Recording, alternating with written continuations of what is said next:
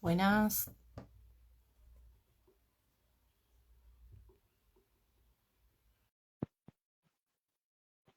A ver si anda el Santi por ahí ya. ¿Recibió mi invitación? Santiago, una sé que ya anda Peveroni ahí, no lo vamos a hacer esperar.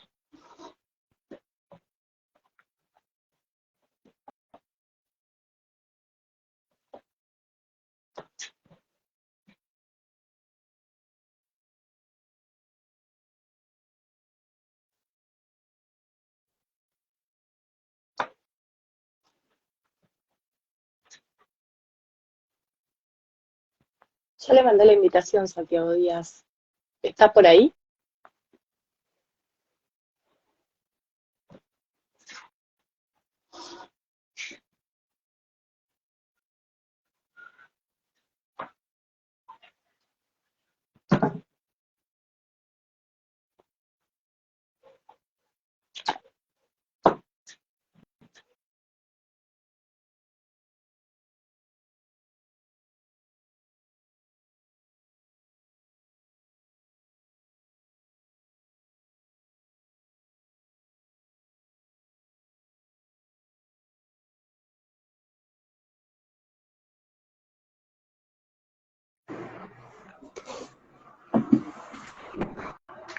Aloha, Buenas, ¿cómo le va?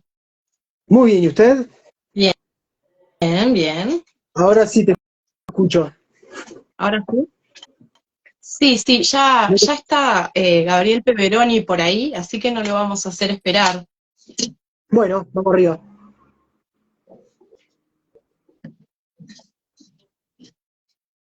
Ahí fue ¿Cómo la está Tacuarembó? invitación. Frío, fresquete, se vino con todo. ¿Está fresco? Sí, sí, sí, buenas noches, Gabriel, Gabriel Peveroni. todos Hola, tienen, todos tienen buena iluminación y yo parece que salgo de ultratumba. ¿Qué pasó? ¿Mejoró Y ahí? yo ya Sí, le ahí dije, mejoró. tiene que invertir un poquito si quiere ser influencer, no puede estar Pero en no la sé, oscuridad. estamos lejos de ser influencer, estamos muy lejos de ser influencer. Por suerte, sí, por suerte. Bueno, buenas noches a todos los que ya se están sumando por ahí. Buenas noches, Gabriel. Un gusto, mi nombre es Laura. hola, ¿qué tal? ¿Cómo les va? Bien, Muy bien, bien. Gabriel. Un poco, un poco nerviosos tal vez, ¿no? Pero bueno. Bueno, yo también. Ah, No, bueno, no. mejor. Bueno, estamos con Gabriel Gabriel, Peveroni. ¿arrancamos? Vamos arriba. Sí, sí, claro, iba a presentarlo como hago siempre. ¿Vos ya le Yo explicaste cómo es la dinámica esta o no? más o menos sí, pero si querés lo recordamos. Bueno, por las dudas sí, porque el público se renueva. ¿Quién dice eso? No sé, pero tan importa. Gabriel, somos Laura y Santiago, somos coordinadores del club El Otro Libro, que es un club de lectura que se formó en pandemia, que lee solo literatura latinoamericana. Bien, Y todos los años hacemos un proyecto. El año pasado, en conjunto con las lecturas mensuales, se nos ocurrió leer todas las obras de Onetti que tenían que ver con Santa María, desde su formación hasta que se quema. Ay, bueno, no importa, sí, hasta que se quema. Y este año se nos ocurrió, porque somos amigos de eh, leer la colección discos de Estuario. Y bueno, empezamos la charla con Gustavo, hablando de esta colección que nos tiene bastante entusiasmados, así que es un gusto contar contigo hoy. Y, y bueno, y ahí está sumándose gente que quiere escuchar. Si alguien tiene alguna pregunta puede escribirla. Estamos con Gabriel Peveroni, escritor, periodista cultural, director de teatro, dramaturgo, ¿qué más? Mucha cosa más. Crítico musical, así que bueno, nos convoca el libro Tango que me hiciste mal, que es el disco de los estómagos que nos convoca hoy, así que Santi, te doy la palabra y arrancás. Muy bien. Gabriel, una de las cosas que hablábamos con Gustavo en la primera reunión que tuvimos fue de justamente si son conscientes de lo que están haciendo. Los otros días en Amazonia también me tocó hablar con José Arenas y con Ignacio Martínez, que también hicieron libros para esta colección, y nosotros es como que nos cuesta dimensionar la importancia que tiene esta colección como registro, si se quiere, de lo que es la historia musical uruguaya, sobre todo, si bien hay algún mojón argentino, de la música post-dictadura del Uruguay. Es decir, hay un mapeo, si se quiere, generalizado de lo que es la música uruguaya, que creo que de acá a 20 años va a ser como la Biblia de lo que pasó. ¿Lo interpretan así? ¿Lo ven así? Mirá, desde un principio, o sea, no, yo creo que Gustavo y Martín, o sea, como coeditores, tal vez soñaron con que la cosa iba a funcionar o no, digamos, o sea, al principio fue un deseo, una intención bueno, de abrir una colección así y nunca se sabe cómo te va a ir, y creo que es un laburo difícil para un editor porque era tratar de generar el deseo de mucha gente de escribir libros sobre discos, o sea, libros muy puntuales, trabajos muy puntuales.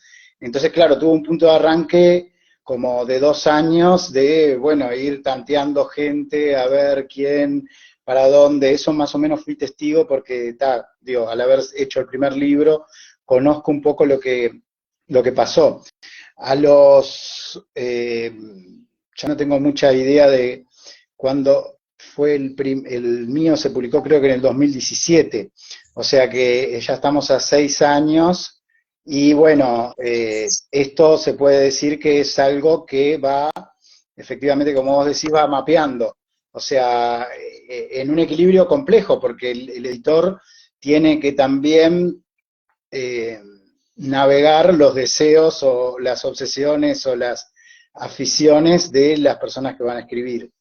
Y bueno, el punto de partida quizá no es el mismo exactamente, estrictamente del que se fue consolidando y armando.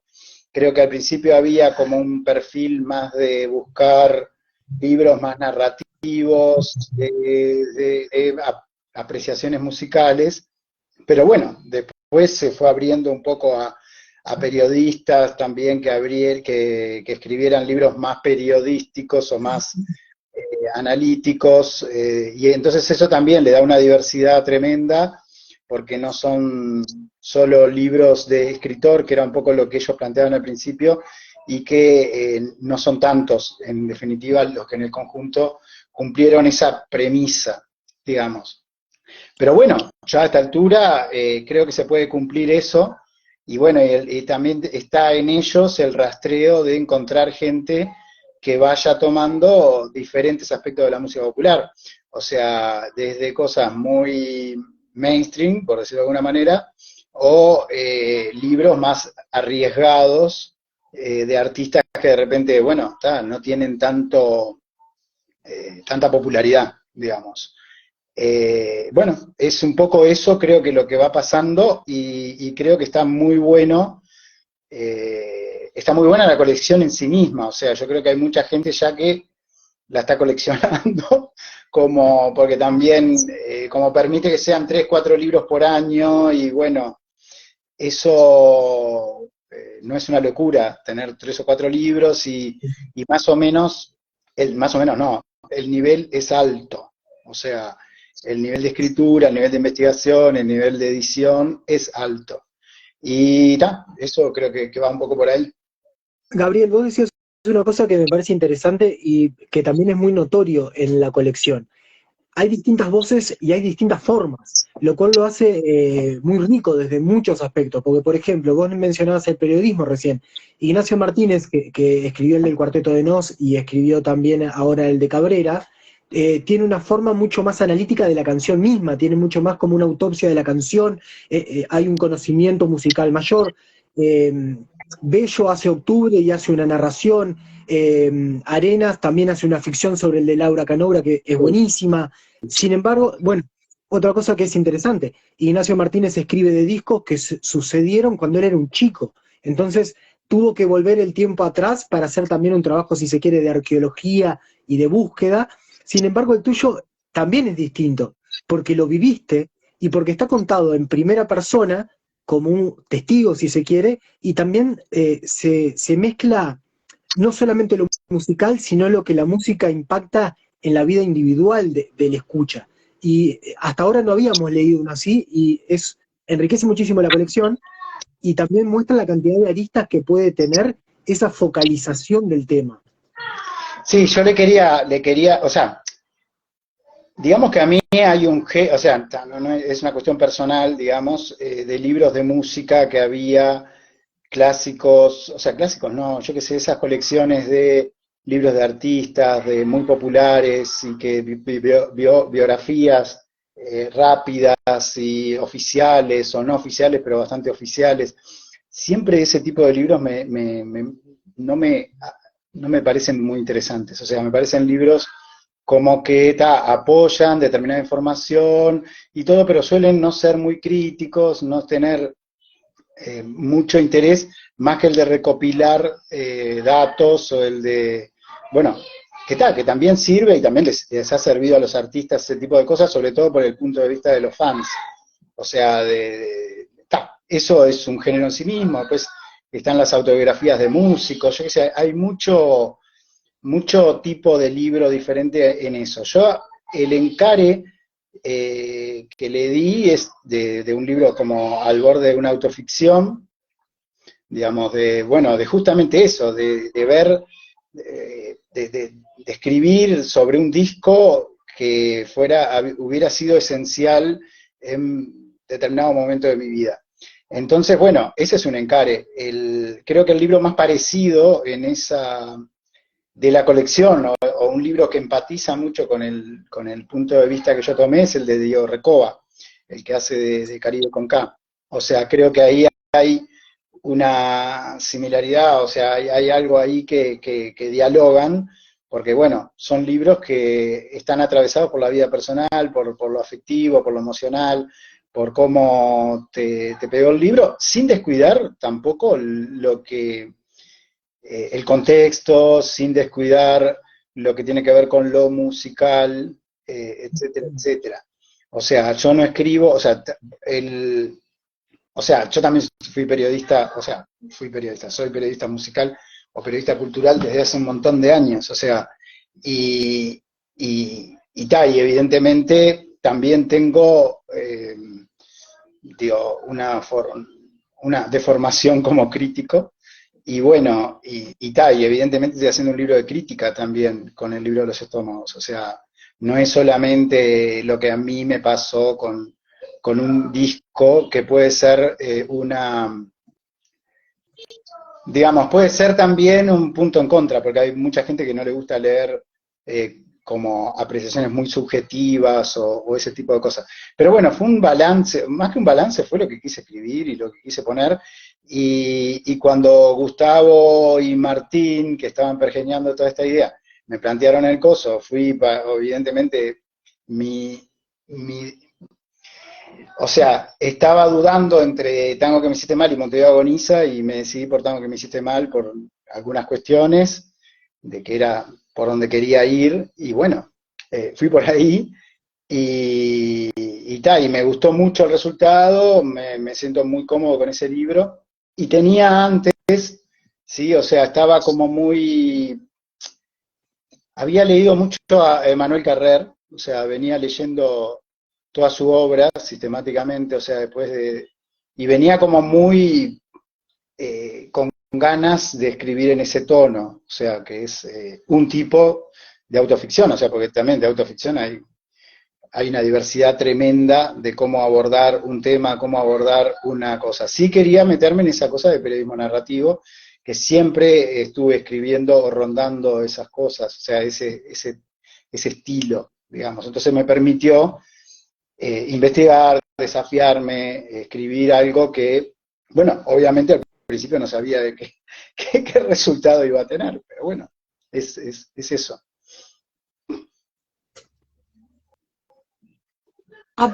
Bueno, sí, sí, nosotros estuvimos bastante hablando sobre el viaje, sobre la figura del padre, sobre el nacimiento de tu nuevo hijo, mientras íbamos leyendo, que nos pareció interesante, pero también es una experiencia para el lector, porque, por ejemplo, hoy hablaba con Santi que yo tengo más memoria auditiva de los traidores y de los tontos, pero no tanto de los estómagos, pero sé que en mi casa se escuchaba, porque tengo un hermano mayor, tenía cassettes grabados de la radio. Y entonces estaba todo el tiempo escuchando en mi casa, y bueno, y esto obviamente que va quedando, ¿no? Pero es un regreso, porque de inmediato le mandé mensaje a mi hermano, que no vive en el mismo departamento que yo, entonces ya se acordó, y sí, ¿te acordás que tenía un disco, que no sé qué? Y entonces es como volver el tiempo atrás, ¿no? Por lo menos a mí me pasó eso, también es un recorrido para el lector. Pero entonces quería preguntarte, que nos contaras un poquito sobre las importancias de estas bandas en el periodo post-dictadura. Claro, bueno, ahí hay una importancia generacional, ¿no? Brutal. Y está, en cierto sentido yo no puedo escapar de eso, o sea, es parte de mi formación sentimental y de mi formación cultural, lo que fueron esas bandas y esos grupos en ese momento. O sea, yo era muy chico, yo nací en el 69, o sea que en el 84 tenía 15 años, en el 85 16, o sea, por ahí andaba, o sea, era muy chico, digamos. Pero aún así yo había visto, o sea, yo seguía a otras bandas, o sea, anteriores, del año 82, 83, 84, bandas como Polenta, como Cuerpo Luminoso, Ácido, o sea, otros grupos que estaban en las cuevas, que venían de una cosa más hippie o más hard rock, o bueno, uno escuchaba muchísimas cosas, yo escuchaba desde hard rock o de heavy metal hasta punk rock o new romantic, o sea, era un cóctel, era la novedad, lo que aparecía, era todo lo que uno andaba tratando de encontrar, o sea, soy parte de una generación que se fascinó con The Cure, que se fascinó con los Smiths, que después todo eso te va haciendo, digo, o sea, sin embargo no voy a un punto nostálgico con eso, o sea, ni en el libro, ni en mi vida tampoco, o sea, porque, digamos, por más que los 80 de repente me hayan marcado a fuego,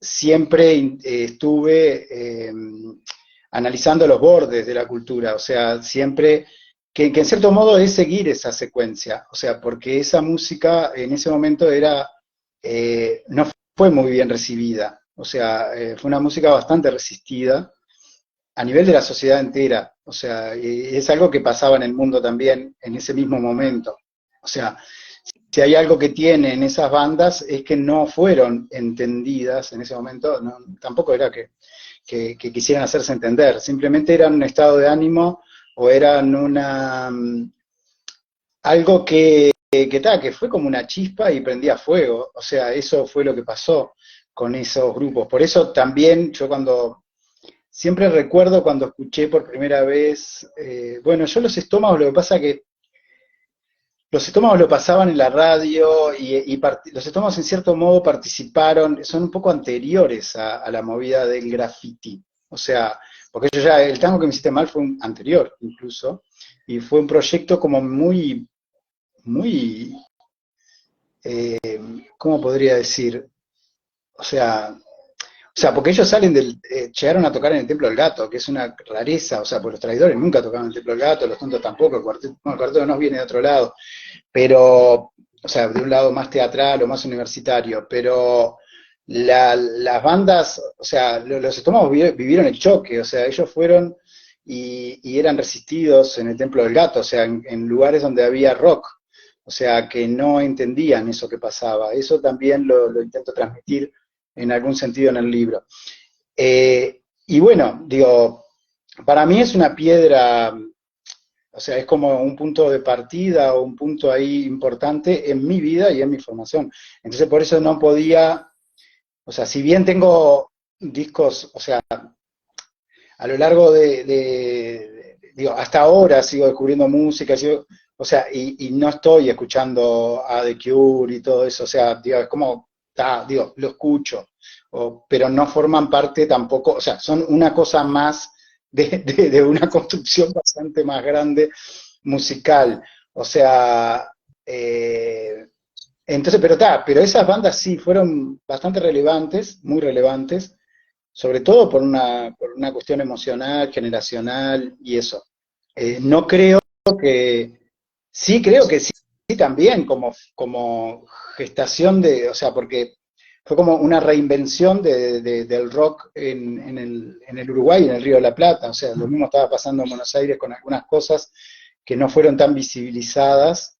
Y bueno, digo, grupos que acá se escuchaban también en ese momento, que eran sonidos modernos, por llamarlo de alguna manera, de la New Wave, o sea, yo lo que puede ser Virus, el primer Virus, no me refiero incluso al primer Virus, o ese tipo de grupos, ¿no? Y ta, es como, digamos, sonaban, o sea, los estómagos era, y ahí sí voy, yo me acuerdo cuando, ¿qué estaba? Me acuerdo que estaba en sexto de liceo, preparando un examen con unos amigos, y justo en la emisora del Palacio pasaron los demos no, los adelantos del disco Graffiti. Y cuando escuché La lluvia cae sobre Montevideo de Los Traidores, por ejemplo, era como escuchar algo que no tenía nada que ver con todo lo que se escuchaba. Era como algo que te era propio, aunque fuera precario, aunque sonara en algunas cosas deficiente, pero era impresionante. Entonces ahí es que se da toda esa cosa de que hay un montón de gente que tenía una cierta culturita rock, que bueno, que explotó, fuimos todos al Teatro Verano, en una cosa que fue casi sin promoción, o sea, solamente Alfonso Carbone y Tabaré Couto y dos o tres periodistas más los convocaron y se llenó. Y bueno, y después vino toda esa bola bueno, que le permitió, por ejemplo, a los Estómagos sacar 4 discos en 5 años, que es una bestialidad. Que eso también tiene un contexto con el Palacio de la Música, con un montón de cosas, porque también eso también relegó a otra gente. O sea, tenemos que entender también que la aparición de los Estómagos y de todas esas bandas hundió también a otros, o sea, a gente más veterana y quizá que tocaba mucho mejor y que tenía terribles bandas, como por ejemplo Zaffaroni, o sea que fue una banda muy relevante, ¿verdad? Era jazz rock, para nosotros era aburridísimo. Y bueno, y también se dieron cosas como contradicciones con grupos de la misma época, como Nickel, que después se fueron subsanando. Pero en ese momento el rock, como lo definía Corión Araunian, el rock epigonal, porque era como que no tenía raíces en Uruguay, o sea, que era parecido a lo que hubieran hecho los Shakers 20 años, o sea, 15 años antes, sí, 20 años antes. Eso enervó bastante a muchos críticos, a muchos músicos, o sea, porque acá ya habían pasado historias riquísimas, había pasado el Quinto, había pasado Rada, Totem, ya se había fusionado mucha cosa, y esta generación se cagaba en todo eso, o sea, no sabíamos, o sea, no había lecturas musicales para ahí. Los Estómagos tampoco salen de un repollo, pero salen de Joy Division, salen de Cure, salen de bandas españolas, que eran como una segunda lectura no salen del argentino, por ejemplo, y entonces eso lo hace una cosa que después, cuando lo mirás en el tiempo, es realmente interesante. O sea, el disco ese de Los Estómagos, Tango que me hiciste mal, que para mí es el mejor, digamos, es el más importante incluso en la historia de la banda por diversas razones, aún siendo el más precario. Creo que es un sonido y una búsqueda que pocas bandas en Latinoamérica lograron en ese momento. O sea, eran súper contemporáneos, eran como los Shakers. O sea, fueron como, yo sé, como Peyote Asesino después 10 años más adelante. O sea, que lograron, al mismo tiempo que los Chili Peppers y otras bandas estaban haciendo ciertas fusiones, ellos metieron algo ahí que era muy explosivo. Después hay que seguirlas, las historias, o lo que sea. Pero sí, eso para mí era como el mapa, o vos me preguntabas qué importancia tuvieron esas bandas. Eso, y después también tuvieron, creo que un éxito muy rápido, que se prendieron fuego muy rápido. Después también era un país muy complicado, O sea, el contexto de la democracia, que después, bueno, ya revisándolo, los historiadores más actuales hablan de democracia tutelada, hablan de una prácticamente que estábamos en dictadura igual, o sea, más allá de que había democracia formal, pero que seguía determinados aparatos represivos, determinada mentalidad conservadora, y, y bueno, y eso se hundió después, o sea, eso, los estómagos cuando terminan en el cine Cordón, es como terminaron, como un sueño terminó, o sea, era un país que se caía a pedazos, la gente se quería ir, los fines de los 80, ¿no? Digamos. Entonces no había mucho espacio, todo había sido como un bluff, o sea, y estaba duro, o sea. Y después sí, pero eso sí sirvió para que después, o sea, los hermanos menores, otra gente fuera, y se rearmó, salieron otras bandas, se profesionalizaron, se empezó a mejorar la forma de grabar, pila de cosas, se hizo cultura, ¿no? Y después está, es todo ese movimiento que hoy vive otras crisis, o sea, y siempre se viven crisis creativas, por suerte, y hay otras músicas también sonando y dando vueltas, pero ese movimiento adquirió una fuerza que, bueno, digo, es interesante, y después es interesante cómo se van colisionando, digo, cómo Juan Casanova, por ejemplo, que después con las amistades con Superbiel o con La Vela Puerca, yo qué sé, son cosas muy, muy interesantes en el sentido de interrelación de actores y de artistas, digamos, de diferentes generaciones, pero eso, en ese momento fue como un nacimiento. Lo único malo que tuvo eso, malo, digo, porque era así, no había otra forma que fuera de otra manera, es que esta generación no pudo absorber o tener una relación o un diálogo con lo anterior.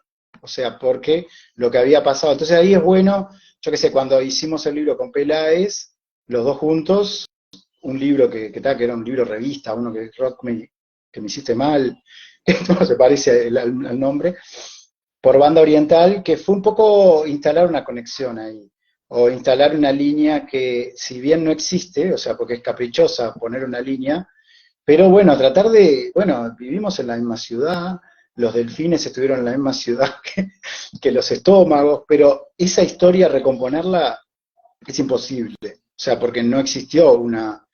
sí hubo gente que la recompuso a su manera, porque por ejemplo Nickel, que para mí es una banda súper relevante en eso, cuando hacen el disco de Memoria en el año 89-90, hacen un disco de memoria que quería decir, nosotros tocamos a los Delfines, a Moonlights, a Dino, y bueno, y eso, y otros diálogos, por ejemplo, contemporáneos de los estómagos, César Mayans, Cabrera, que eran rock también.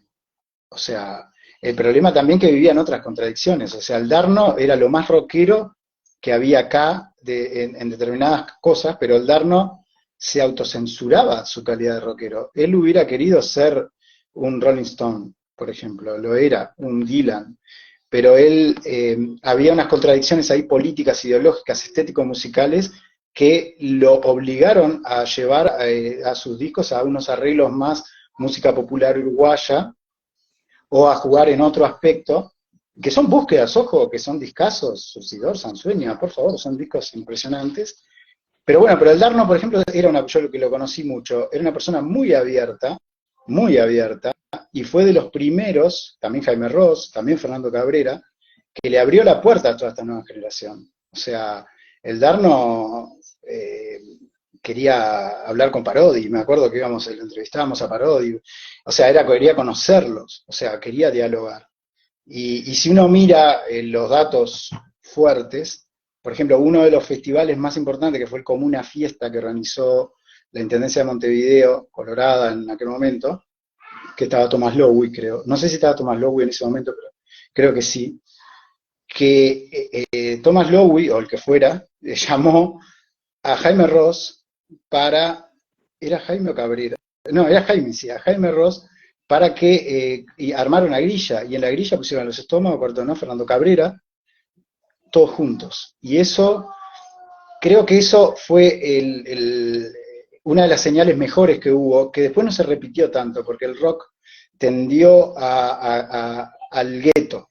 O sea, el rockero tiende al gueto, tiende al gueto, tiende al gueto, que eso en definitiva después le termina jugando en contra, o sea, porque el rockero, yo rápidamente me fui como del rock, o sea, como decir, me acuerdo que había toda una corriente que era el periodista rockero, no, yo soy periodista cultural primero, y no hablo de rock, de rap, de salsa, de música, o sea, de amplio espectro. Obviamente me especializo más en rock o en rock latinoamericano, pero, o en pop, que también soy un defensor del pop a ultranza, o sea, de Astro Boy, yo qué sé, me fui al carajo, pero un poco era como tratar de ordenar o desordenar cosas, ¿no? Digamos. Y tal, los estómagos ahí es un grupo, ta. O sea, no puedo evitar eso ahí sí, emocional y generacional. Es un disco que amo, que no lo escucho casi nunca, o sea, lo voy revisitando de vez en cuando, o sea, no lo tengo grabado en la cabeza, o sea, ya es como una cosa, pero tampoco soy de, digo, algunos amigos, alguna gente que pretende, o sea, yo qué sé, yo sé que ahora hay mucha gente que quiere que vuelvan los estómagos, o sea, yo soy de los que eh, aconsejé, o sea, no aconsejo, digo, pues qué consejo puedo dar, pero sí me acuerdo de varias charlas con el Hueso, con el Gordo o con Pelufo, o sea, yo digo, no pueden volver nunca, no vuelvan nunca, o sea, ustedes no vuelvan, o sea, la música está grabada ahí, vayan a escucharla, ojo, el artista capaz que quiere volver y está todo bien, o sea, yo no lo voy a ir a ver, o sea, no voy a ir a ver a The Cure tampoco, no me interesa, o sea, es algo que Gabriel, está, sí. no, pero lo que estás diciendo justamente lo discutimos mucho en los últimos tramos del libro y me parece sumamente interesante. Primero, para orientar un poco a la gente que está del otro lado, tu libro, más allá de ser que tiene un profundo análisis del disco, también es una fotografía de un momento, porque se menciona los fanzines, como puede ser Gas, se menciona Mamá es Punk, que es un documental donde una generación sale, el Estadio Centenario, la gente yéndose, toda esa Blank Generation en la cual justamente se palpaba de que algo no estaba bien, las racias, que vos lo mencionabas anteriormente, pero lo que acabas de decir, que está en el libro, de que no vuelvan, también nos pareció maravilloso, porque vivimos en este mundo posmoderno lleno de pastiches y de pequeños parches, todo vuelve, todo vuelve, todo vuelve, y sin embargo vos optaste por el otro camino. No, dejalo allá atrás, en donde tiene que estar, donde fue un pilar fundamental, y vivamos hoy de otra forma con otras cosas. Y eso es una rareza hoy en día, me parece. Y sí, no sé, digo, es una percepción personal. Yo hay cosas que sí, que de repente tiene sentido que vuelvan. O sea, no es que vuelva o que no vuelva. Yo lo que digo es que el revival, o sea, yo fui a ver varios shows de Revisited, ¿no? Digamos, por ejemplo, Bauhaus, Creedence, o sea, cosas que bien.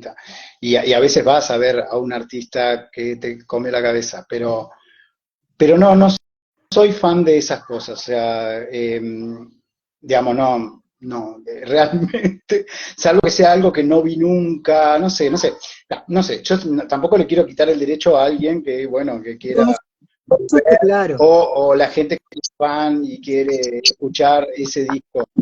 Yo creo que en este caso son discos, bueno, tenemos o sea, porque ¿qué pasa? También tiene que ver con el propio camino que hicieron los Estómagos. Los Estómagos es un grupo que se disolvió muy temprano, antes de que se disolviera, digamos. Para mí el grupo es el desequilibrio y el equilibrio entre el Hueso y Gustavo Parodi.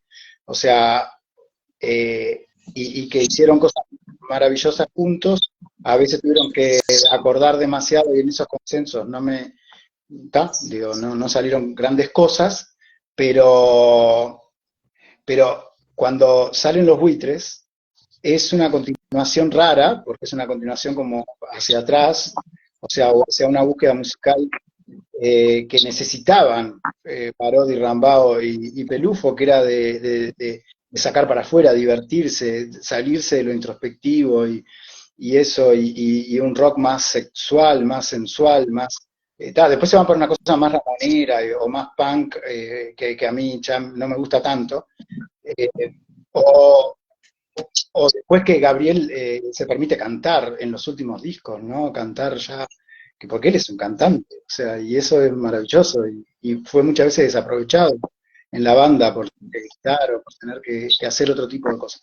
Pero lo que voy es que ellos la pasaron bien en todos estos 40 años de música, la siguen pasando bien a su manera. El Hueso de repente no encontró un camino, pero, por ejemplo, la otra banda, que era como la banda Espejo, porque era un Nacional Peñarol, Redondo, Soda, toda esa cosa, eran los Traidores. Y los Traidores también es un grupo para analizar hermoso, y ellos viven, no pueden evitar esos eternos retornos, que ahora estamos en uno de los retornos, y está bien, a veces está muy bien, es muy válido, está muy bien. Lo que pasa es que es un cancionero tan clásico, el de Montevideo Agoniza, porque en eso es diferente que el tango que me hiciste mal. El tango que me hiciste mal es como un estado de ánimo, y es como algo que lo hicieron ellos, que lo puedes revisitar, que está ahí, tiene que estar ahí. Si vos querés saber sobre la música uruguaya o la música latinoamericana, post-punk, es esencial. Pero yo qué sé, es eso, yo no, tampoco es más que eso, o sea, lo que yo quise hacer con el libro es literatura también, o sea, es otro borde, bien. Es que ahí es lo que me pasó a mí, digamos, y ojo, también hay un perfil periodístico fuerte ahí, puesto, porque yo tenía muchas conversaciones con ellos, muchas cosas que habíamos hecho, y también de no acceso a determinados materiales, porque yo tampoco nunca fui amigo de ellos, ni fui persona del círculo de amigos de los Estómagos, ni de fans, ni de nada, o sea, porque ellos también tienen no llegué a ningún archivo secreto, o sea, no llegué a nada extraordinario, o sea, porque tampoco es tan fácil, o sea, a veces se da, a veces no se da, digamos. Y también hay toda una historia sobre que creo que Parodi perdió casi todo el archivo, que se lo robaron la casa un día. Hay cosas de esas, ponele, ¿no? Que yo no sé, digo, pero no tuve más que esto. Y después sí es esa cosa de que yo amo, digamos, que es la formación de las cosas, o sea, y la generación, la gestación de un proyecto, lo más fermental, que para mí es el principio. O sea, y yo lo que cuento es el principio. O sea, incluso le doy más relevancia al disco que no fue, o sea, a un disco que pudo haber, y que es con lo que estoy buscando y que no está, y que ese sí, por ejemplo, es un disco que estaría bueno que se reeditara en vinilo también, que es el de los demos, el de la época en que fueron realmente la primera banda punk uruguaya, montevideana, ¿no? Porque son de Pan de Empalme Olmos, pero uruguaya, y esa parte no está retratada, porque en realidad el disco Tango que me hiciste mal es un disco que ya es un disco de crisis de un grupo que ya se había separado, es increíble, o sea, porque ya estaba el conflicto, y cuando el Gordo se va para España con el Gonchi, Fabián agarra y graba medio disco con canciones, o sea, y no eran del gusto de Gustavo. Gustavo se reconcilió con el disco muchos años después, o sea, son historias muy curiosas esas, que a veces las admiten y a veces no, porque es lógico, ellos están metidos ahí adentro. Y esas para mí eran historias fascinantes. O sea, de cómo, y después todo eso, o sea, porque incluso la crítica fuerte que yo le hago a Carbone por meter mano en Fuera de Control, o sea, que es de destruir una canción, o sea, tratando de que fuera un éxito, que lo fue, o sea, tiene razón Carbone, porque lo que logró fue un éxito radial. Para los escuchas, para los guachos de esa época, esa canción ya era una traición al sonido que nosotros creíamos que debían tener los Estómagos. Que en ese diálogo público-artista era todo muy horizontal, o sea, está bien, uno tiraba, ¿no? Digamos, o sea, había como, ahí viene Fuera de Control, yo qué sé, digo, ponele. Y lo mismo pasó con En la Noche, viste, después, o otras cosas. Pero eso son historias pequeñas, pero las historias pequeñas son también, a mí, son las que más me gustan. Entonces conté, por eso me fui al primer disco, por eso me fui incluso al primer disco que no existió, y después ahí ya se termina el libro, o sea, no es que se terminen los estómagos, se termina el libro. O sea, después lo que sigue para mí es más aburrido, o sea, para narrar, digo, para otra cosa. Es lo mismo que, en el caso de los traidores, no, porque yo con los traidores quizás, sí, digo, no sé, porque tengo otros planes. O sea, yo capaz que todavía una pregunta que me pueden hacer es ¿qué libro estás pensando dentro de esta colección? En Bueno, eso realidad, venía. claro, evito la pregunta y voy a la respuesta. En realidad, claro, tengo miles de discos, o sea, ahí hay como una tranca, porque ahí entra completo con Montevideo Niza, todavía tengo tiempo porque nadie lo hizo. Pero después hay discos que a mí me gustaría escribir, yo qué sé. Pero ahí ya entró en esa trampa de cosas muy minoritarias o discos muy caprichosos, yo qué sé. En un momento pensé en hacer algo con Ipse Dixit de Maxi, de Exilio Psíquico. Y yo qué sé, digo, es todo un tema, porque además es uno de mis mejores amigos. Entonces ya es una cosa resbaladiza. Después hay un disco que a mí me parece fascinante, que es el disco solista primer disco solista de Martín Rivero, y que en realidad esa es una historia muy interesante, porque en realidad ese es un disco de Astro Boy, o sea, en realidad es un disco de Astro Boy, es el disco que termina la historia de Astro Boy, pero que está firmado por Martín Rivero. Esas son otras historias. También es un libro que de repente empecé y no termino. Y después en realidad no sé si voy a publicar otro libro en esta colección, pero ponele, después tengo ganas de escribir uno sobre Jessico, de Babasónicos. O sea, por ejemplo, o tengo ganas de escribir que tengo muy avanzado, pero que se me trancó y capaz que ese sí lo termino, que es un libro aún más raro, porque es sobre Sáez 93. O sea, que para mí es el mejor rapero uruguayo de los últimos 10, 15 años. Y es un personaje muy interesante, pero claro, pero ya estoy en una cosa recontra minoritaria. Pero escribí o tengo un mapeo sobre, o sea, ese libro significaría contar la historia del rap en Uruguay. Entonces ya es un despelote, ya es otra cosa. Pero, digamos, esos son como mis, mis deseos o mis planes que están trancados. Es una responsabilidad también, mientras te escuchaba pensaba, porque la elección del libro, por supuesto que dentro del libro menciono el que más me marcó, Otra Navidad en las Trincheras, son como clásicos en los cuales sí, tiene que estar, no hay vuelta de hoja.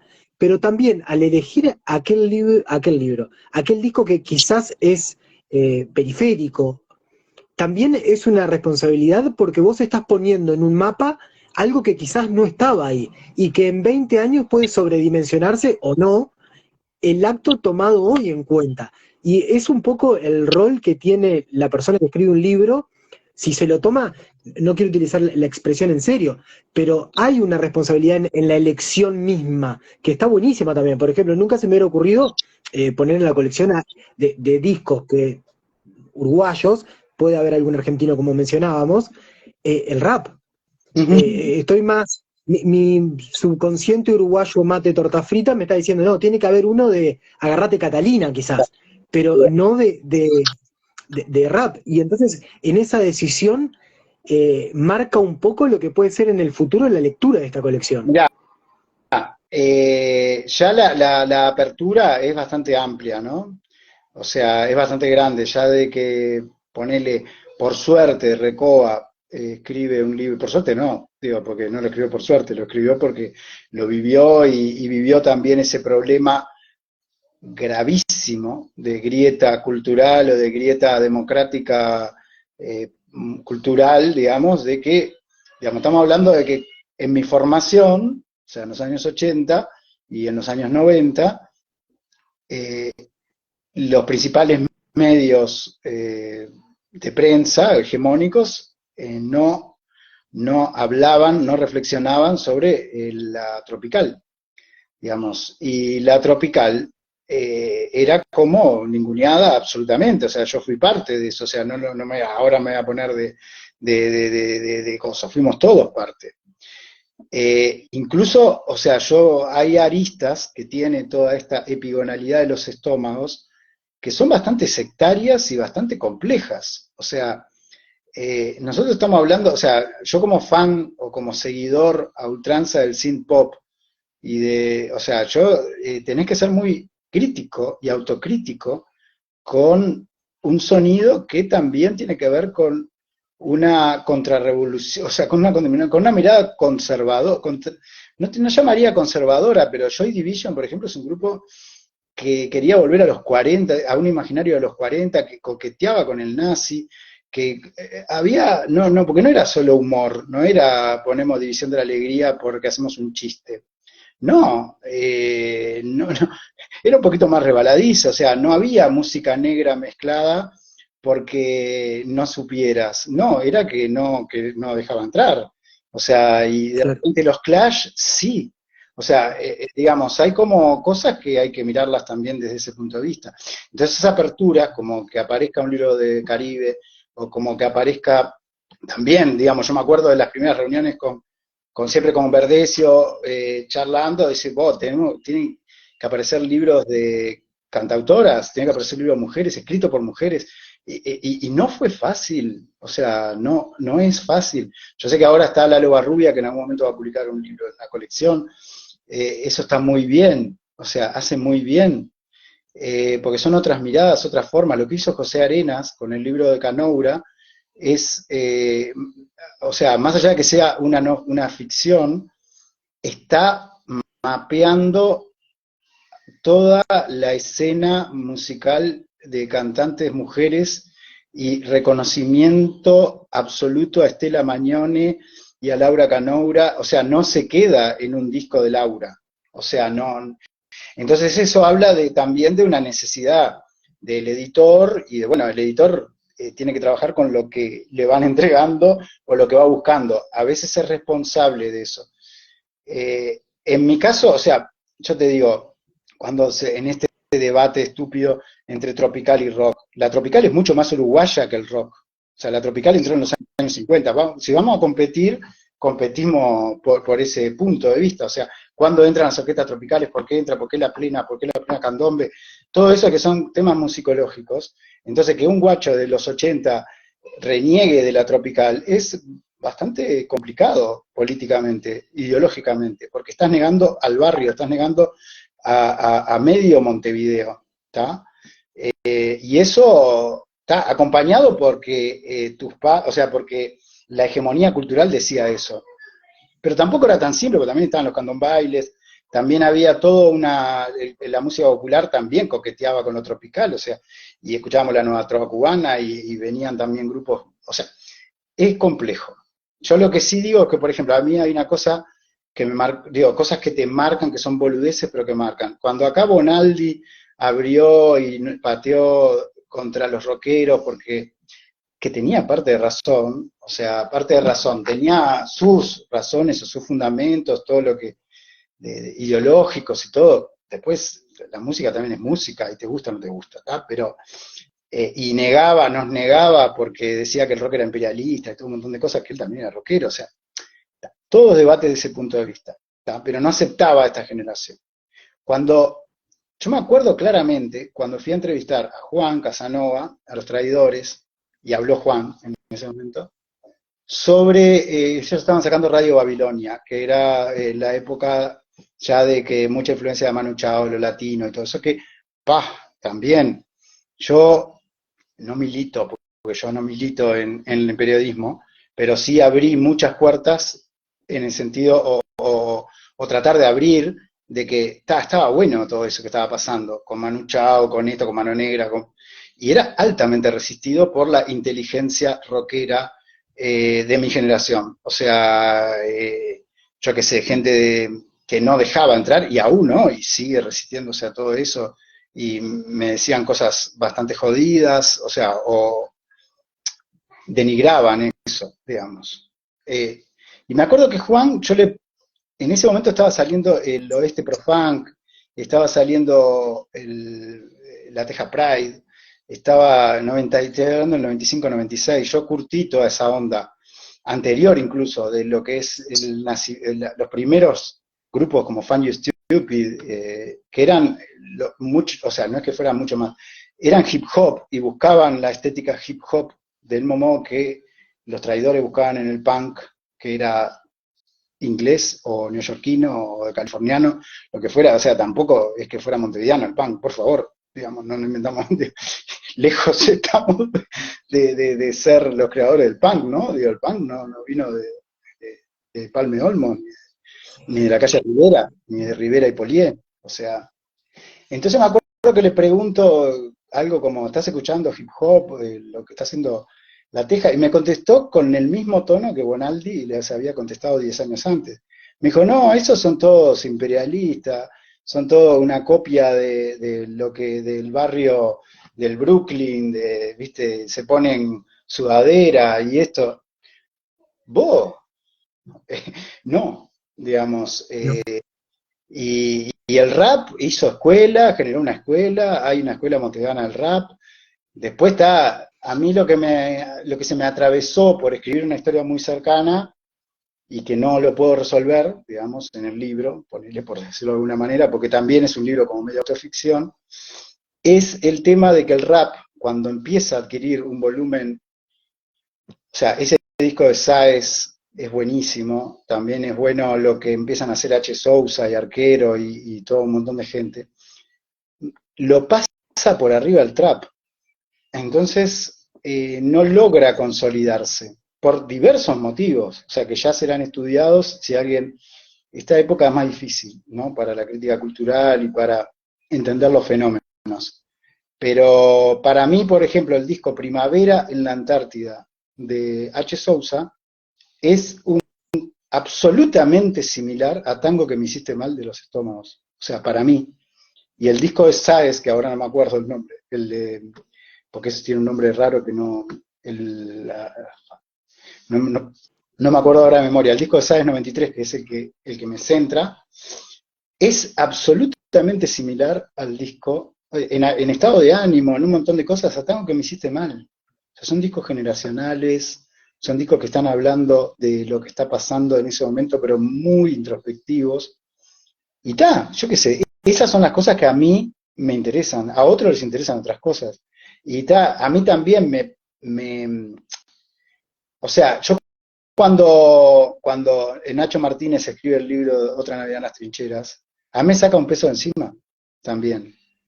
Porque no me tengo que preocupar por eso. Cuando escribe sobre Fines, Nacho Martínez también, que es bastante amigo, muy amigo, me saca otro peso encima porque digo, Fines de Cabrera es un disco increíble. Entonces vos haces un disco sobre Sáez 93 y no hiciste sobre Cabrera, ¿entendés? Digamos, es como, o cuando yo ya sabía que Fidel Esclavo iba a escribir de Sansueña o de Surcidor, no sé cuál fue que escribió, pero ya desde entrada, porque iba a ser el libro 1 o el libro 2 y después se demoró más. Y me sacaba otro peso encima. O sea, eso está buenísimo porque en realidad la colección es colaborativa. Entonces, cuanto más manos haya, más mochilas te permitís alivianar para de repente elegir lo más cercano a lo que querés hacer. Digamos, hay gente que ha repetido, que sigue, Nacho Martínez es uno, Mauricio Rodríguez es otro, Ramiro Sanchís es otro, que han hecho más de un libro y que capaz que hacen 3, digamos, no sé, pero en mi caso yo me quedé con uno. Todavía, como escribo novelas y otras cosas, tampoco a veces quiero o sea, yo qué sé, son planes, meterte en un libro de estos 2 años, también la vida del escritor no es no es que te den un adelanto de $10.000 por escribir un libro. Entonces, es como, te tenés que sacar las ganas con criterio, digamos, porque tampoco las energías las vas a dilapidar en algunas cosas, digamos. Bueno, mientras estábamos hablando hoy al principio, a mí se me ocurrió, bueno, hoy por la tarde también, le preguntaba a Santiago, porque vos dijiste que tenías 15, más o menos, cuando empezó a explotar todo esto. Yo quiero saber, porque vos mencionás tanto en el libro como ahora, el liceo Sí. y la radio. Porque ahora es muy rápido, o sea, ahora nadie necesita moverse del lugar para saber si quiere seguir a X banda o a X artista, que no es tan conocido, digamos que no es de los más populares, busca en internet y de inmediato sabe dónde van a tocar, en qué cuevas se van a meter, pero ¿cómo ir en ese momento? Para vincularse, para saber dónde tocaban, para escucharlos, ¿cómo era? Yo creo que esencialmente es lo mismo. O sea, todo se basa en la curiosidad y en la pertenencia, o sea, y en diferenciarte de algo o en salir con tus amigos, con tus amigas, lo que digo, o buscar algo diferente. Digamos, no hay mucho misterio en eso. Yo creo que ahí sí somos todos, digamos, más allá de la distopía, lo apocalíptico, esto, la sobresaturación de información, las herramientas diferentes, seguimos siendo seres humanos que tenemos sentimientos, que lloramos, que reímos, que tenemos ganas de emborracharnos o no, lo que fuera, ¿está? Entonces, en ese momento, para mí, era buscar, digamos, y prendías la radio y estaba la información. Claro, había que saber qué radio, pero obviamente no nos llegaba muchísima información, o sea, evidentemente, pero bueno, tenías que rastrear, tenías que buscar, las escuchas eran diferentes, o sea, yo qué sé, te juntabas con un amigo para escuchar un disco y te sentabas a escuchar el disco y escuchabas el disco entero, yo qué sé, un rato, ¿no? También, tampoco tanto, pero era como o sea, como conocimientos que eran como de repente fuertes en ese sentido. Y yo supongo que ahora se hace lo mismo en algunas cosas. El tema sí es que, digo, sí, obviamente no puedo negar que son tiempos absolutamente diferentes, pero tampoco los conozco demasiado. O sea, no soy profesor, ponele para saber cómo piensan o cómo ver a los gurises ahora en estado presente, digamos, a ver cómo son sus búsquedas culturales o no.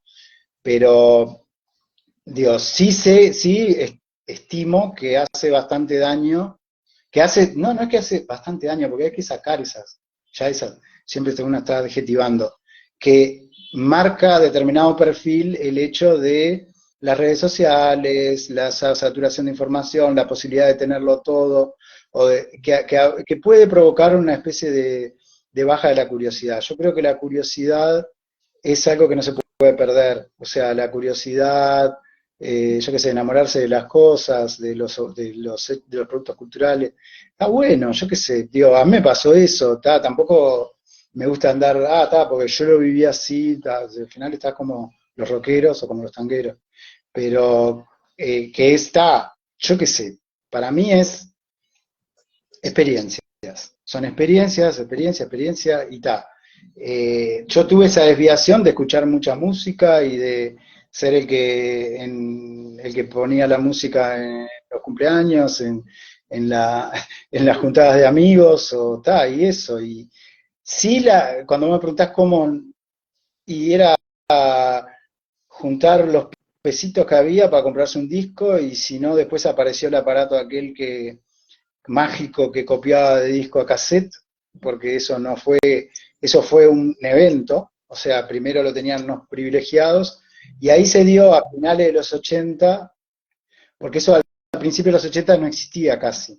O sea, eso ya a finales de los 80 viene, la segunda mitad de esa década viene como la hegemonía del cassette, que la hegemonía del cassette en esencial democratizó mucho la música. O sea, vos de cada disco vinilo, o sea, yo me acuerdo, yo qué sé, yo me compraba o conseguía un disco de rock español y creo que le hacía 40 copias en cassette a amigos. O sea, claro, entonces la cantidad de copias en cassette que hubo de La Polla Records, de Cure, de todas esas bandas, son muchísimas. O sea, de repente se vendían 20 discos en una disquería importado y eso se multiplicaba muchísimo, digamos, y era la forma de acceso. El cassette fue bastante democrático, o sea, fue una ruptura, o sea, una ruptura la posibilidad de copiar, porque antes era solo escuchar el disco, o bueno, o la radio, ¿no? Que la radio también cumplía un rol fundamental, no solo, porque después también la radio cambió, o sea, los programas musicales que había, por ejemplo, yo recuerdo dos programas que me marcaron mucho, que una era Hola Música, el de Figares, y después el programa de Carbone y Abeño y de Andraya, que era Concierto al Sol. Son programas que si lo pones ahora no los sacan, los levantan a los 2 días, porque eran programas donde se programaban canciones enteras y los tipos hablaban con información sobre los grupos, era como de melómano, o sea, y uno abrazado a eso. O sea, yo seguía haciendo eso, seguía haciendo, en radio hicimos, por ejemplo, con Maxi, Planeta Pop, en la X, después hay 1000 personas, ¿no? Enrique Pereira, yo que sé, hay mucha gente legendaria de periodismo de radio musical, ¿está? En todos los géneros, ¿no? Obviamente. Pero todo eso se fue perdiendo, después empezó, nosotros decíamos la bobada, o sea, que era, claro, que era la interconexión, apareció el bip bip mensaje en el 2000, o ese tipo de cosas, entonces tenía que, ya la audiencia entraba a... Y empezaron los programas a comentar lo que la audiencia decía, ya se dejaba la información, y nosotros mismos perdimos pie, teníamos jóvenes de 30 y pico que perdíamos pie, porque los que venían ahí, yo les Justicia Infinita, por ejemplo, que venía con una propuesta que era no tan melómana, era una propuesta de entretenimiento, de diversión y de pasar música, y además pasaban una música absolutamente restrictiva, porque pasaban solo a los grupos que le gustaban a ellos y de sus amigos, o sea, que era, para mí siempre fue una cosa que me enojaba mucho, o sea, porque nosotros teníamos como un plan, por ejemplo, el Planeta Pop era un plan absolutamente abierto, pasábamos de Ricky Martin hasta Nine Inch Nails, o sea, Igualito. era como análisis de la música contemporánea, o sea, eso era el pop, digamos, entonces, y con respeto a todo, o sea, fuimos los primeros que pasamos a Eminem, los primeros que pasamos a Cristina Aguilera, digamos, bueno, en la X nos querían matar, o sea, y al mismo tiempo Mercury Rev, yo qué sé, toda la cosa super cool, o seguir lo que estaba haciendo New Order, yo qué sé, tal, sí, y era también, coincidía con un momento como de crisis del rock uruguayo, porque fue antes de la explosión ahí, había grupos que estaban gestándose, me acuerdo, Sordromo, Elefante, como que le dábamos para arriba, como de un pop o una cosa así, y en definitiva después lo que cuajó fue La Vela Puerca, No Te Va a Gustar, La Trampa, todos esos grupos que tampoco nos gustaban tanto en ese momento, y nosotros nos gustaban otros bordes, ¿no? Cuando aparece Astro Boy, para nosotros, por eso Astro Boy para mí es otra banda, que es como los Shakers o los Mockers, Días de Blues también para algún otro,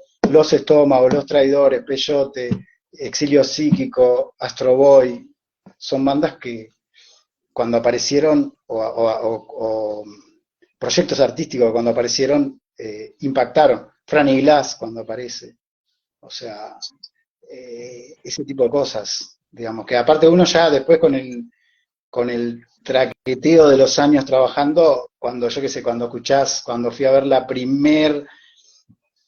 por ejemplo, cuando fui a ver al Darno una vez a Espacio Guambia, que dijo, bueno, y ahora va a cantar un ahijado mío que tengo acá, y era Ernesto Tavares, que tendría, no sé, 17, 18 años, y la descosió. Entonces vos decís, este loco es en serio, y ya lo ves ahí, es como cuando los que saben de fútbol, ¿no? Que lo ven ahí a los 15 años y dicen, este va a ser bueno.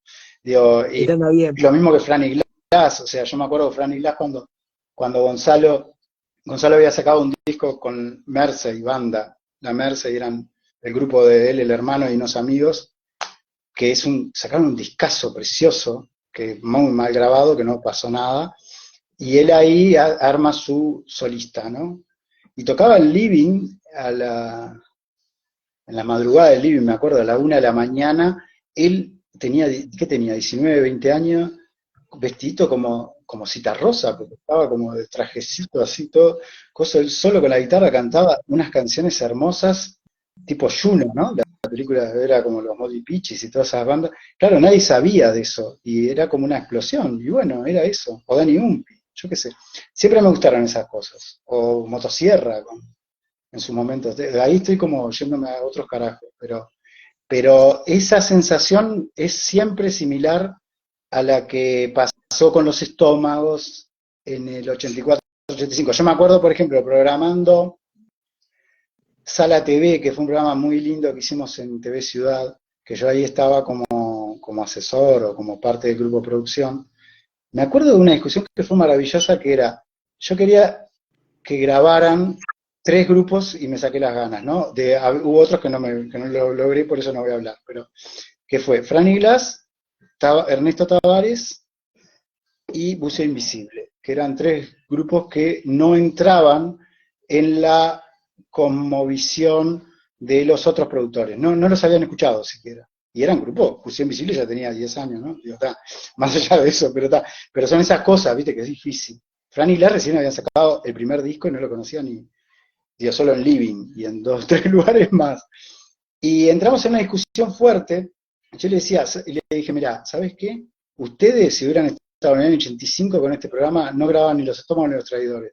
Entonces me dice, no, pero no me digas eso, ellos eran buenos. ¿Buenos? Por favor, ¿de qué estamos hablando?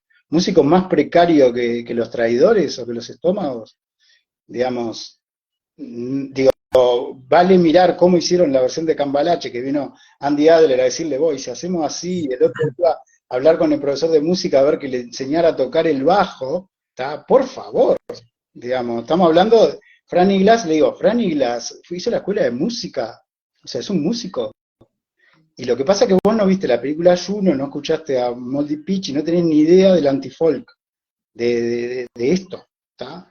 Y después grabó un show hermoso, yo qué sé, porque las cosas hay que agarrarlas en los momentos también, digo, en esos momentos fermentales de los comienzos, digo, después sí, también, sí, obviamente, digo, lo que está haciendo hoy Gonzalo Denis es siempre, no es que siempre vaya a estar bueno, digo, es un músico de alto nivel, igual que Mirá, Carlos.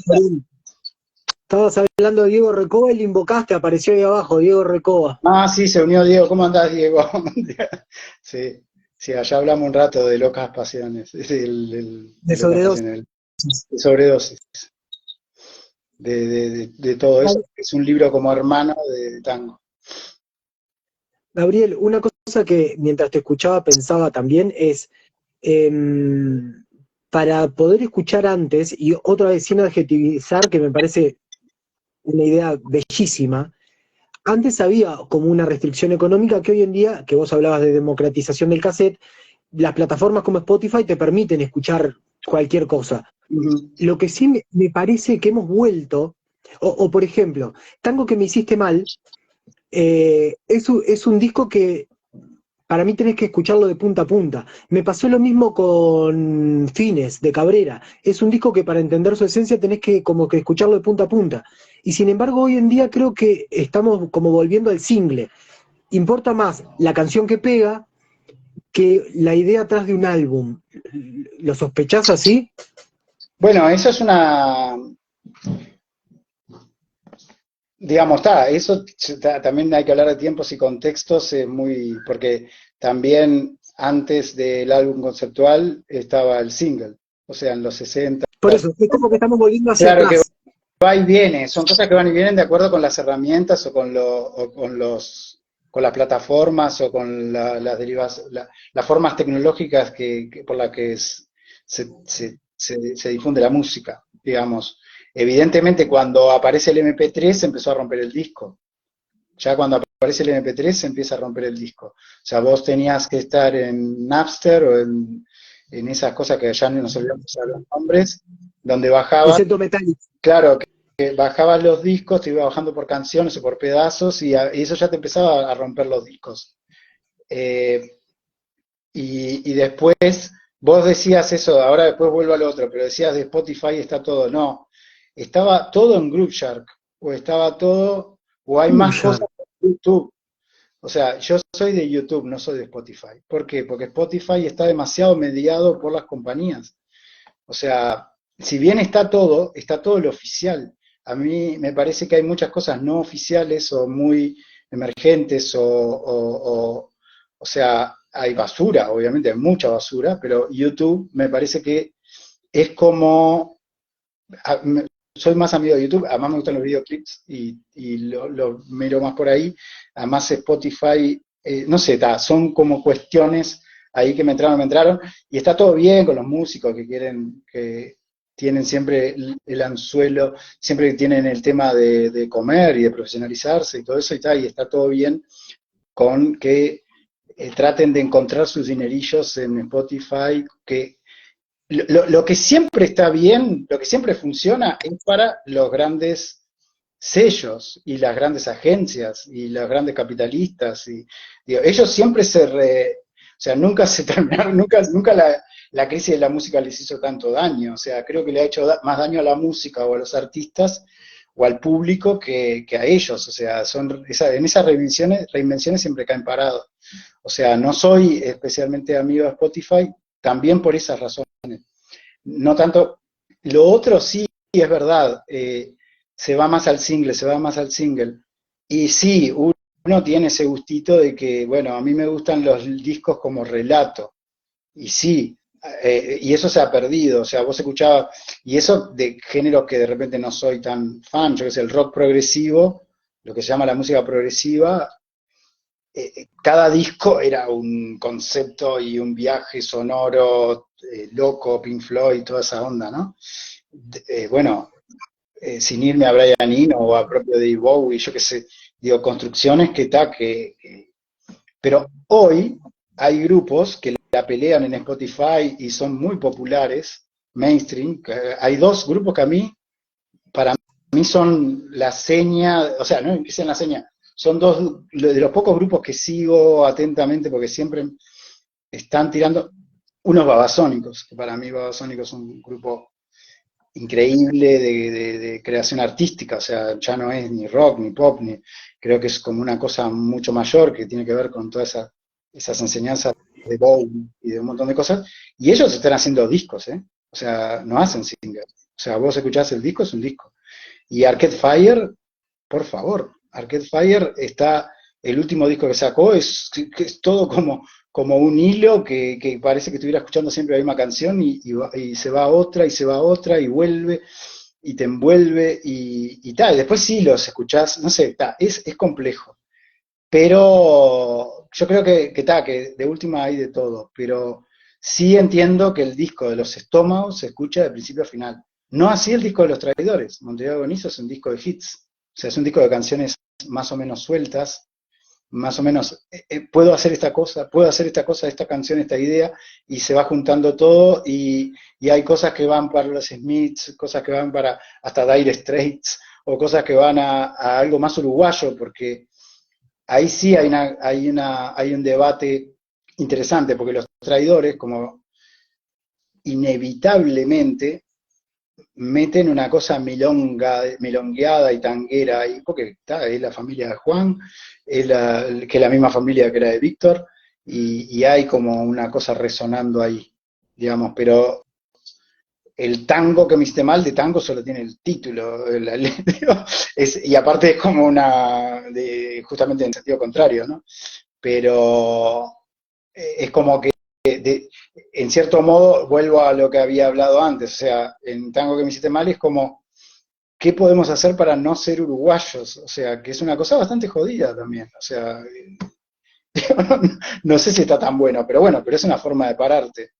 Y yo qué sé, porque también siempre también es una cuestión también que puede ser totalmente honesto o auténtico con eso, que yo no quiero pertenecer a este tiempo ni a este contexto. Bueno, está bien, es válido, pero también hay que saber qué partido jugás.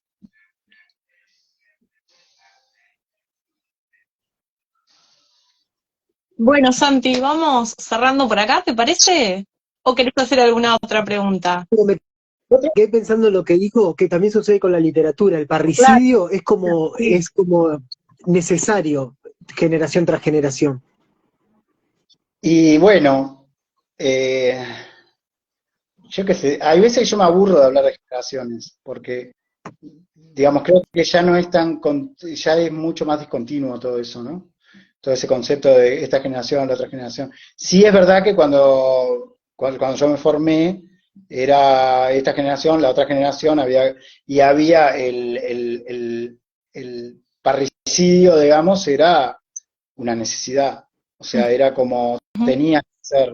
O sea, a veces podía llegar a ser una, una cosa un poco snob, pero bueno, yo también, digo, poner en la literatura, me formé con gente que quería seguir tirándole piedras a la generación de 45, yo no sabía ni de qué estaban hablando, ¿entendés?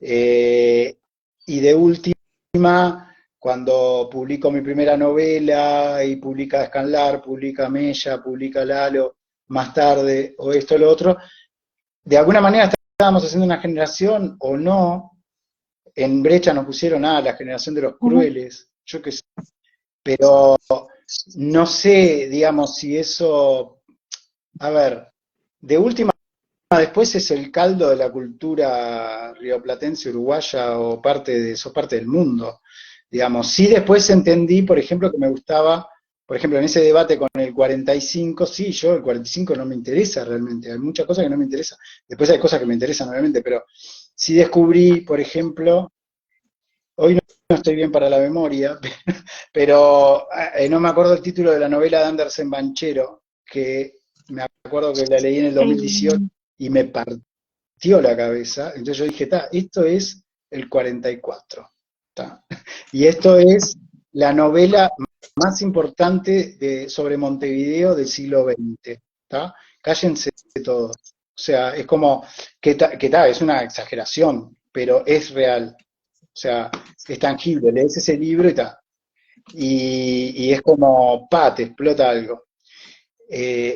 Y después otro montón de conexiones o desconexiones con gente como Ibero Gutiérrez, como Julio Inverso, que tiene unos años más que yo, que hoy ya no están, o Cabeza, que tampoco está, o Forlán Lamarque, que yo le dedico el libro, o sea, porque ujú. fue en parte no, fue uno de mis maestros, eh, de todo esto y creo que son fuertes esas cosas. O sea, pues, no es solamente decir, no, es un referente. No, no, no.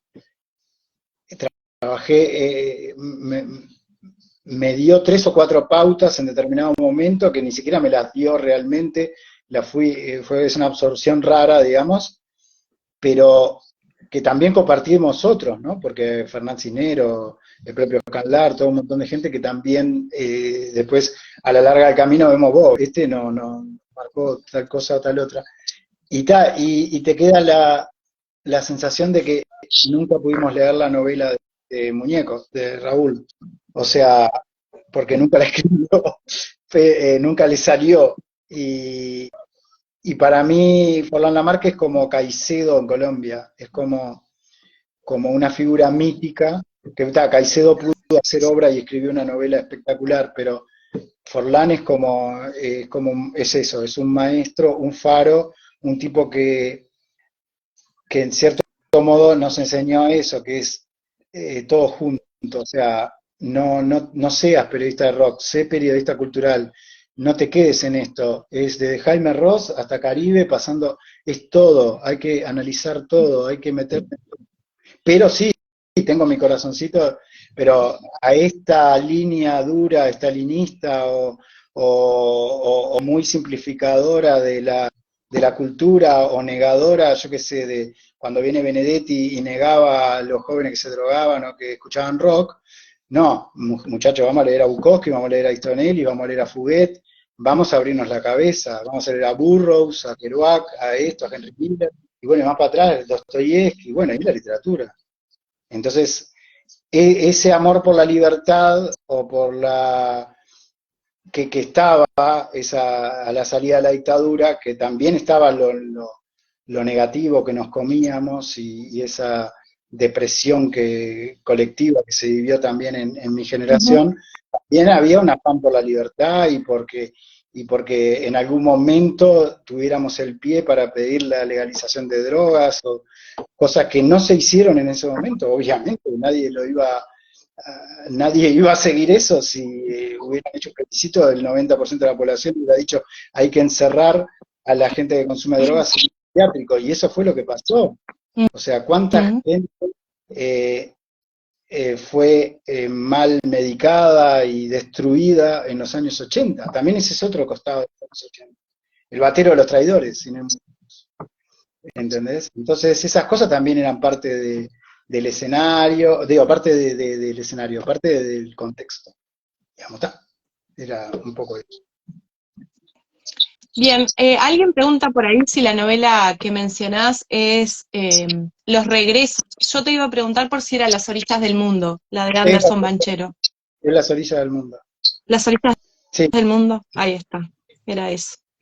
Bueno, entonces, muchísimas gracias. La verdad que fue un placer escucharte, escuchar a los estómagos, porque primero el disco, pero a nosotros nos pasó que primero escuchamos el disco y como esa necesidad de volver a escucharlo después a cada capítulo, una canción, fue un recorrido muy, muy lindo, por lo menos para nosotros como lectores y como escuchas, y me pasó que en YouTube, porque yo también soy más amante de YouTube que de Spotify, encontré a Pelujo cantando Cambalache, y con la musiquita de Batman, y le dije a Santi, tenés que escucharlo, ningún hombre es más que la ley, ni mucho menos que ella, no me pareció, como dice Batman, dice, no, me pareció genial, así que el que no lo conoce ese video, que lo vaya que lo use en YouTube, que no se quede en Spotify, que ahí está, y suena y se ve genial, así que muchísimas, muchísimas gracias. Bueno, muchas gracias a ustedes por la lectura y por la invitación. Chao. Muchas gracias. Chau, chau. Chaucito.